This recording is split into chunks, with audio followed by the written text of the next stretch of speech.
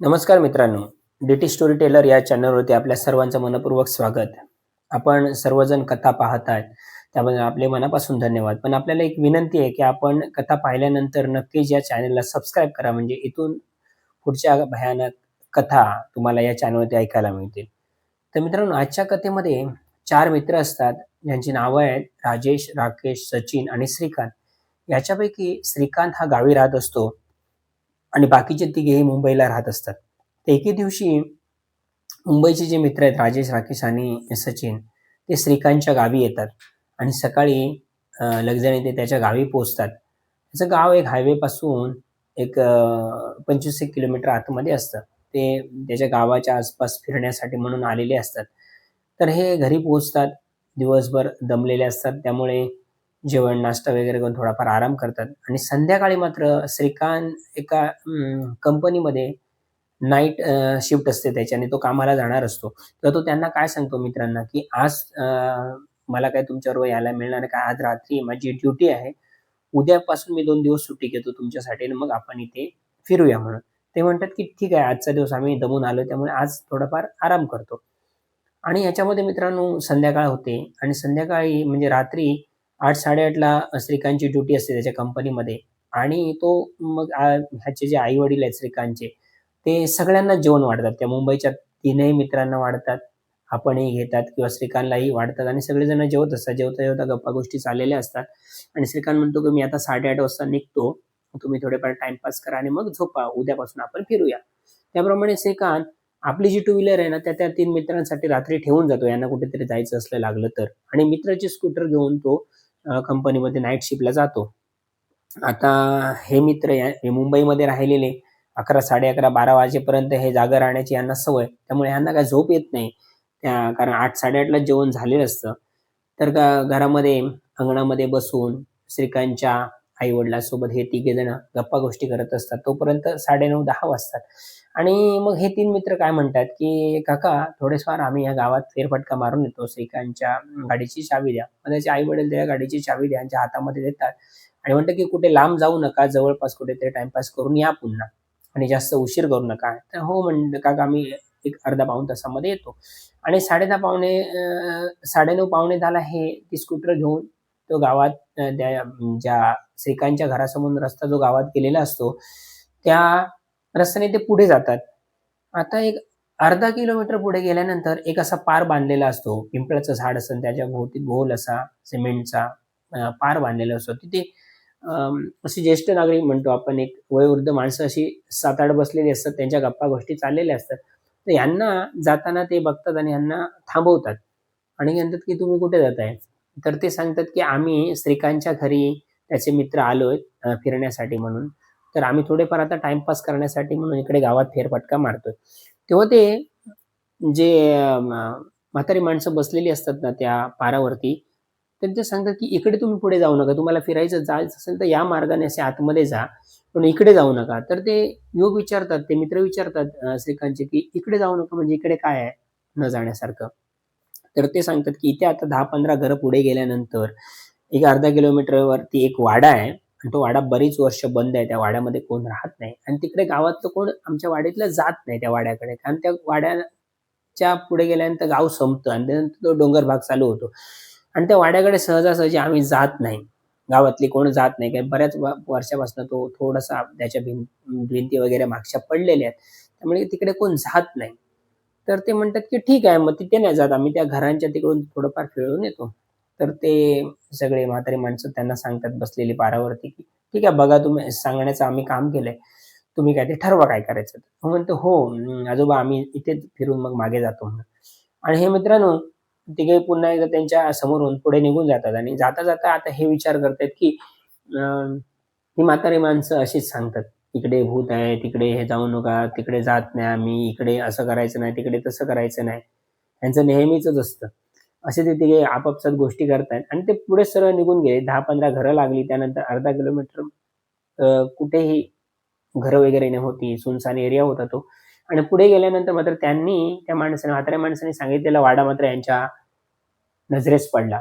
मध्ये रस्ता होता. रस्त्याच्या उजव्या डाव्या बाजूला होता तो पडका वाडा आणि मध्ये रस्ता आणि पलीकडे एक मोठं झाड होतं आता हे त्या वाड्यापर्यंत गेले. वाड्याच्या पुढे गेले, पण पुढे तो डोंगर भाग, तिथे रस्ताच संपलेला होता. म्हणजे ते गावच संपलं होतं आणि पुढे तो मोठं जंगल होतं. आणि हे काय म्हणतायत, आपण थोडे त्या वाड्याच्या तिकडे फिरून येऊया काय? त्यातला जो सचिन नावाचा त्यांचा मित्र होता, तो म्हणतो, "नाही, नाही, तिकडे वाड्याकडे जायचं नाही. तो वाडा बरेच दिवस बंद आहे. तो थोडा पडलेला आहे. तिकडे कोण जात नाही." म्हणून त्या आजोबांनी मगाशी सांगितलं पाराकडे. आपण कशाला मुद्दाम जायचं? विषयाची परीक्षा कशाला घ्यायची? तर हे 2 मित्र म्हणतात, "अरे काय नसतं रे तसं. ते सांगणारी माणसं तशीच सांगतात." तर मग शेवटी ना हे तिघे ठरवतात, की ठीक आहे, मग नको जाऊया चल. एवढं असेल तर कशाला उगाच जाऊया. नको चल आपण घरी जाऊया. ते वाड्याच्या पुढे गेलेले असतात. तिथून परत मागे येण्यासाठी ते मागे फिरतात गाडीने. वाड्याच्या थोडं फार आसपास येतात आणि अचानक वीज चमकल्यासारखा, म्हणजे वीज चमकते आणि तो विजेचा जो प्रकाश आहे निळा-निळा, तो त्या वाड्यावरती पडतो आणि वाडा त्यांना स्पष्ट दिसायला लागतो. आणि ते म्हणतात, की हा तर वाडा पडका नाही, हा तर वाडा व्यवस्थित आहे आणि ते बघून वाटतं, की इथे कोणतरी राहत असेल म्हणून. तर हे आता म्हणतात, की म्हातारी माणसं गावातली खोटं नाही बोलणार. ह्या वाड्यामध्ये कोण राहत नसणार. ती कशाला खोटं बोलते? आता एवढ्यात ना मित्रांनो काय होतं, एक विचित्र प्रकार होतो. पाऊस थोडा-थोडा पडायला लागतो. अरे पाऊस पडायला लागतो आणि हे म्हणतात, की "अरे, मे महिन्याचे दिवस आहे ना, अचानक पाऊस कसा लागायला लागला?" ह्यांना काही समजत नाही. पण ते म्हणतात, की अवेळी आता पाऊस लागायची सवय आहे, त्यामुळे कदाचित लागत असेल. थोडाफार लागेल आणि जाईल म्हणून. आता म्हणता-म्हणता थोडाफार पावसाचा जोर वाढतो. आता हे काय म्हणतात, चला त्या वाड्यासमोर जे घर आहे ना, त्या वाड्यासमोर जे झाड आहे ना, त्या झाडाच्या आपण खाली उभे राहूया.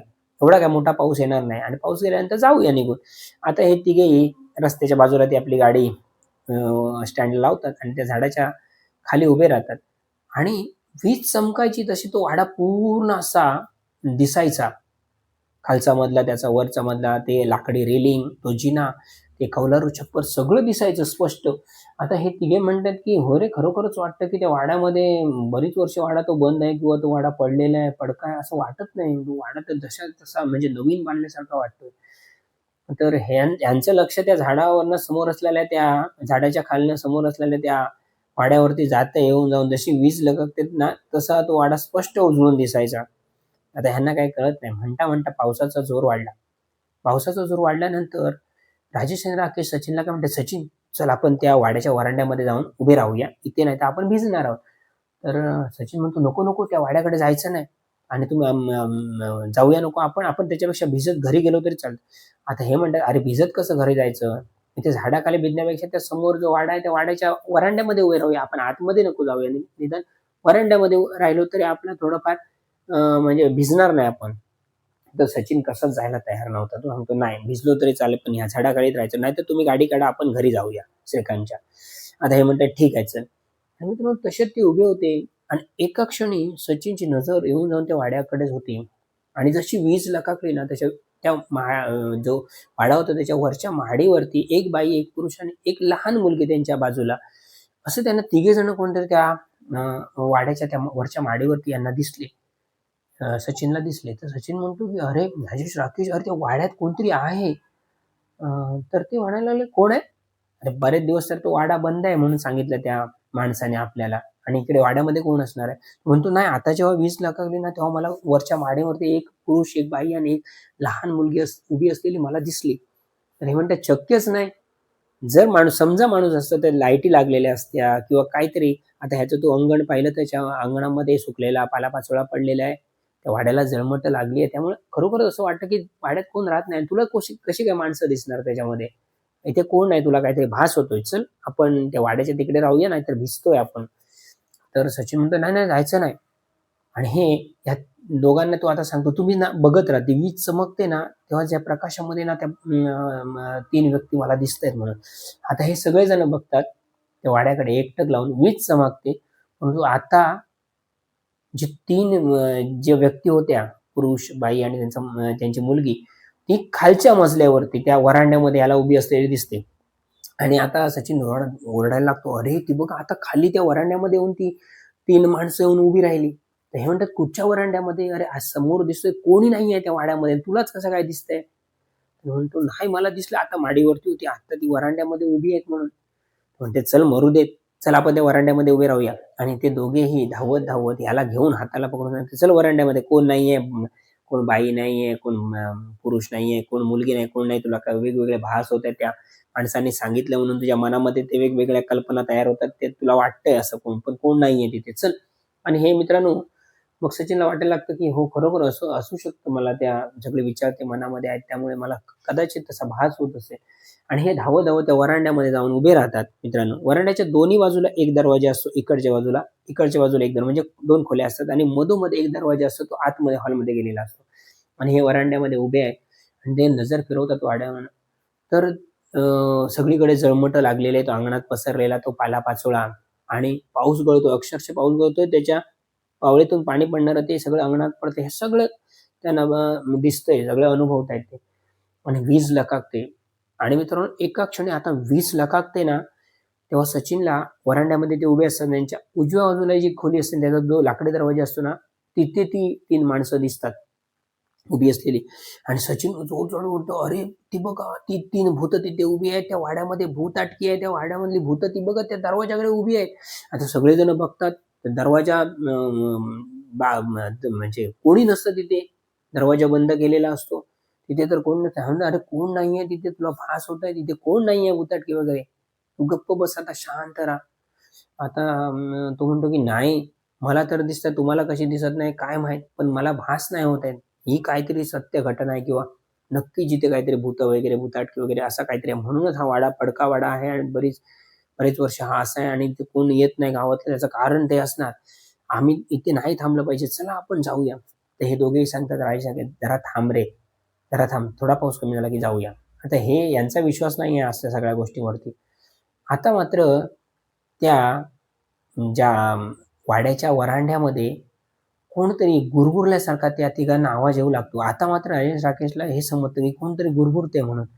त्यांना वाटलं कुठेतरी कुत्रा वगैरे तर आजूबाजूला बसला नाहीये ना, कारण हे पडका वाडा असल्यामुळे ते कोणी येत नाही. कुत्रे वगैरे येऊन बसतात. ते बॅटरीच्या उजेडामध्ये इकडे-तिकडे शोधतात, तर कोणी नसतं तिथे. पण तो गुरगुरल्यासारखा असा त्यांना आवाज यायला लागतो. इकडे-तिकडे बघतात तर कोणी नसतं. पुन्हा एकदा वीज चमकते आणि आता मात्र मित्रांनो, त्या तिघेही जणांच्या समोर, राजेश, राकेश आणि सचिनच्या समोर अंगणामध्ये त्यांच्या बरोबर समोर एक बाई, एक पुरुष आणि एक लहान मुलगी उभी असते. त्यांचे चेहरे काही दिसत नसतात. पूर्ण हा काळा भाग असतो. बाकी मात्र त्यांनी घातलेले कपडे वगैरे सगळे दिसत असतात. आणि आता मात्र तिघांना हे सगळा प्रकार दिसतो त्या विजेच्या प्रकाशामध्ये. आणि आता तिघेही घाबरतात आणि म्हणतात, "हो रे, खरोखरच मगाचपासून सचिन सांगतो ती गोष्ट खरी आहे. ही कोण 3 माणसं पावसामध्ये आमच्या समोर उभी आहेत?" आता बराच वेळ, आता पुन्हा ना वीज जेव्हा चमकायची, बंद व्हायची, तेव्हा हे टॉर्चमध्ये, त्या मोबाईलच्या बॅटरीमध्ये समोर बघायचं, कोणी दिसायचं नाही. पण वीज चमकल्यानंतर ती माणसं दिसायची. आता हे तिघे घाबरले, म्हणतात, "आता थांबायचं नाही इकडे. ह्या वाड्यामध्ये भुताटकी आहे. ह्या वाड्यामध्ये भूत आहेत. चला आपण पळूया." जसे ते उजव्या बाजूने जायचा प्रयत्न करायचे, ते ती 3 ज्या आकृत्या आहेत किंवा ती 3 भूत आहेत ना, ती त्यांच्या समोर उभी राहायची. ते परत मागे यायचे आणि इकडनं जायला बघायचे. तीच इकडनं येऊन त्यांच्या समोर उभी राहायची. परत समोरून इकडे जाण्याचा प्रयत्न केला तर समोर उभी राहायची आणि जोरजोरात हसायची. जोरजोरात हसायची. आता त्यांना हसताना ना त्यांचा चेहरा वगैरे काही दिसायचा नाही. तो पूर्ण काळा भाग दिसायचा. तर हे म्हणतात, आपण याच्यामध्ये फसलो. आपण कसं तरी बाहेर पडलं, याच्यातून बाहेर पडलं पाहिजे. आता हे तिघेही काय करतात, डेअरिंग करून जे लाकडी रेलिंग असतं त्याच्यावरनं उड्या मारतात आणि तिघेजण बाहेर येतात रस्त्यावरती. आणि पाठीमागे वळून बघतात, ते 3 ते जे आकृती असतात ते यांच्याकडे पुन्हा चेहरा करून जोरजोरात हसत असतात. हे म्हणतात की चला गाडी स्टार्ट करूया. सचिन आता गाडी फिरवतो, टू व्हीलर, आणि पुन्हा जे श्रीकांतचं घर असतं त्या दिशेने तोंड करतो, गाडी चालू करतो आणि हे तिघे जण बसतात. जसे आता हे म्हणजे त्याने क्लच सोडणार आणि गाडी पुढे स्पीड पकडणार, एवढ्यात ना ती जी बाई असते ना, त्या 3 आकृत्यांमधली, त्या 3 भूतामधली जी बाई असते ना, ती धावत, धावत, धावत येते. तिचा पैंजणीचा आवाज देखील असा छन, छन, छन, छन असा येत असतो आणि ती येते. आणि हे तेवढ्याच सुटली गाडी, यांच्या पुढे निघणार तेवढ्यात ती सचिनच्या इकडे हाताला पकडते आणि असं घट्ट पकडते. सचिन हात झटकावण्याचा असा प्रयत्न करतो आणि तेवढ्यात त्याच्या हातातून क्लच सुटतो आणि मग तिघेही त्या रस्त्यावरती पडतात. रस्त्यावरती पडल्यानंतर मात्र ती बाई जी असते ना पाठीमागची, ती गायब होते कुठे. पण सचिन सांगतो की मला इकडे त्या बाईने पकडलं. इकडे मला थंडगार असा बर्फासारखा हात तिचा लागला आणि तिने मला इकडे पकडलं. चला पळूया, पळूया. आता पुन्हा ते गाडी उचलून उभी करतात आणि मग निघून येतात. पाठीमागे बघतात तर कोणी दिसत नाही त्या वाड्याकडे. काही पुढे आल्यानंतर तर पाऊसच नसतो आणि हे भिजलेले असतात. ह्यांना आता ती जी मंडळी बसलेली असते पाराकडे त्यांच्यासमोर हे येतात. हे सगळे घाबरलेले असतात. त्या माणसांना विचारतात, माणसं यांना विचारतात, की झालं काय घाई गडबडीमध्ये असे तुम्ही काय घाबरलेले का वाटताय? तर हे सांगतात, असा-असा प्रकार आमच्यासोबत त्या वाड्यामध्ये झाला. आणि म्हातारी माणसं त्यांना सांगितलं, म्हणूनच तुम्हाला आम्ही सांगितलं होतं ना त्या वाड्याकडे तुम्ही जाऊ नका. आमच्या गावातलं कोण तिकडे जात नाही म्हणून. तरी पण तुम्ही गेलात. तर ते म्हणतात, की तुम्ही भिजलात कसे? तर ते सांगतात, की तिकडे पाऊस लागत होता, विजा चमकत होत्या. आता हे म्हातारी माणसं त्यांना सांगतात, तुम्हाला वेड लागलाय काय? इथे आम्ही तुम्ही गेल्यापासून अर्धा पाऊण तास बसून आहोत. ना वारा, ना पाऊस, ना पाणी काही नाही. तुम्ही घाबरलात कसे? आता हे म्हणायला लागले, की हे घामाने भिजलेत आणि त्यामुळे ह्यांच्या शरीरावरचे कपडे भिजले असं म्हणा आणि ते ते सांगतात, की तुम्ही ठीक आहे, तुम्ही जा. घरी निघून जा. इकडे कुठे फिरत राहू नका गावामध्ये. हे तिघेही घाबरलेल्या अवस्थेमध्ये श्रीकांतच्या घरी येतात. श्रीकांतचे वडिलांना विचारतात, "अरे तुम्ही एवढे का घाबरलात? झालं काय? तुम्ही गेला होतात कुठे?" तर ते सांगतात, "आम्ही त्या वाड्याकडे गेलो होतो आणि असा-असा प्रकार आमच्या बाबतीमध्ये घडला." श्रीकांतचे वडील पण त्यांना बडबडतात, की "तुम्हाला मी सांगितलं लांब कुठे जाऊ नका म्हणून." तर घरी आल्यानंतर मात्र सचिनचा जो हात आहे ना, तो सुन्न पडायला लागला. तिने त्या बाईने जो हात तिचा पकडलेला आहे ना, तिथे हाताचे वळ उठले होते आणि त्याचा हात सुन्न पडायला लागला आणि तो म्हणतो, की "माझा हात कसा सुन्न झाला, सुन्न झाला?" मग श्रीकांतच्या आईने त्याला वगैरे तेलाने वगैरे मालिश केलं, आयडेक्स वगैरे लागलं. पण त्या हातामध्ये काही सुधारणा होईना. हळू तो हात पूर्णतः असा बधीर झाला आणि एखाद्या माणसाला पॅरालिसिस व्हावा ना, तसा तो हात हात त्याचा बधीर झाला. दुसऱ्या दिवशी हे कुठे फिरलेच नाही आणि हाताचं प्रकरण हे जास्तच झालं. त्याला बरं वाटेना सचिनला. दुसऱ्या दिवशी लोकल डॉक्टरकडे तिथे नेलं. डॉक्टर म्हणतात, की "काय नाही, त्या गाडीचा कदाचित लोड आला असेल गाडी जेव्हा कलंडली. त्यामुळे कुठेतरी शिर वगैरे अशी दुखावली असेल म्हणून होऊ शकतं असं. होईल एक 10-12 दिवसात क्लिअर." तो गोळ्या वगैरे, ट्यूब वगैरे लिहून देतो. पण याच्यामध्ये काही फरक पडत नाही. आता हा मुंबईला आलेला असतो. मुंबईमध्ये तो बऱ्याच डॉक्टरांना सिटी स्कॅन करतात. त्यानंतर एम-आर-आय करतात. सगळे टेस्ट करतात. म्हणजे हातामध्ये फॉल्ट तर काही मिळत नाही. परंतु त्याचा हात मात्र सुन्नच झाल्यासारखा वाटतो त्याला आणि त्या हाताचे जे वळ असतात ना असे पकडलेले त्या बाईने, त्याचे मात्र ते वळ तसेच असतात. असे काळसर, लाल असे डाग ना त्या 4 बोटांचे असे त्याच्या हातदंडावरती असतात. तर त्याला कळत नाही की हे हाताचे डाग जाणार कसे? कारण ह्याच बाईने इथे मला पकडले आणि तेव्हापासून हात सुन्न झाला. त्याच्यानंतर मित्रांनो 2-3 वर्ष त्याचा तो हात होता ना, तो तसा सुन्न पडलेला होता. म्हणजे त्या हातामध्ये मूव्हमेंट व्हायची, पण हातामध्ये ताकद मात्र नव्हती. परंतु सचिनला एवढं मात्र माहीत होतं, की हात माझा गाडीने असा नाही झालेला आहे, गाडीचा लोड येऊन. त्या बाईने जेव्हा माझ्या हाताला पकडलं ना, तेव्हापासून माझ्या हाताची ही अशी परिस्थिती झाली. आणि एक 2-3 वर्ष ना मित्रांनो, त्याच्या हातावरती त्या बाईने पकडलेल्या त्या सगळ्या बोटांचे वळ होते, त्या खुणा होत्या आणि 3-1 वर्षानंतर हळू मग त्याच्या हातामध्ये सुधारणा झाली. जसे ते वळ हाताचे असे अस्पष्ट व्हायला लागले, तसं-तसं मग त्याला बरं वाटायला लागलं. ह्याच्यामध्ये 3 ते 3.5 वर्ष गेली आणि त्यानंतर मग त्याचा हात जो पूर्ववत झाला. आणि त्याने हा भयानक अनुभव त्या वाड्यामध्ये घेतला होता. आणि त्याला मग पटलं होतं, की अशा काहीतरी अदृश्य शक्ती नक्कीच असतात. परंतु आपण अति करताना कोण एखाद्या गोष्टी जर एखादी व्यक्ती जर सांगत असेल, की इथे जाऊ नका, तर तिथे मुद्दाम जाण्याचा प्रयत्न करू नये. कारण हे तुम्हाला संकेत देखील असू शकतात, की तुमच्या बाबतीत जर वाईट घडायचं असेल, तर तुम्हाला एक तुमचं जर तुमच्याकडे सकारात्मक ऊर्जा असेल, तुमच्याकडे नामस्मरण असेल किंवा तुमची एखाद्या देवतेची भक्ती करत असाल ना, तर तुम्हाला तिथून जाण्यापासून रोखण्यासाठी म्हणून अशा काही गोष्टी घडतात आणि तुम्हाला तिथून त्या म्हाताऱ्या माणसाने सांगितलं होतं, की तुम्ही जाऊ नका. तरी देखील ते गेले होते. म्हणजे एक पॉझिटिव्ह एनर्जीने तिथे जाण्यापासून त्यांना रोखलं होतं. परंतु तरी पण याने अति करून ते त्या वाड्यापर्यंत पोहोचले होते. नंतर मग तिथून मग त्या निगेटिव्ह एनर्जीने आपला प्रभाव त्यांना दाखवला होता. अशी चित्र-विचित्र एक घटना श्रीकांतच्या मित्रांच्या बाबतीमध्ये घडली होती. ती त्याने मला सांगितली होती. ती आज मी तुम्हाला सांगण्याचा प्रयत्न केलेला आहे. कथा कशी वाटली कमेंट करून सांगा. आणि चॅनल सबस्क्राईब केला नसेल तर विनंती आहे चॅनल सबस्क्राईब करा. म्हणजे इथून पुढच्या अभय कथा या चॅनलवरती आपल्याला पाहायला मिळतील मित्रांनो. आजपर्यंत मिळाली. आपल्या सर्वांची मनापासून रजा घेतो. धन्यवाद.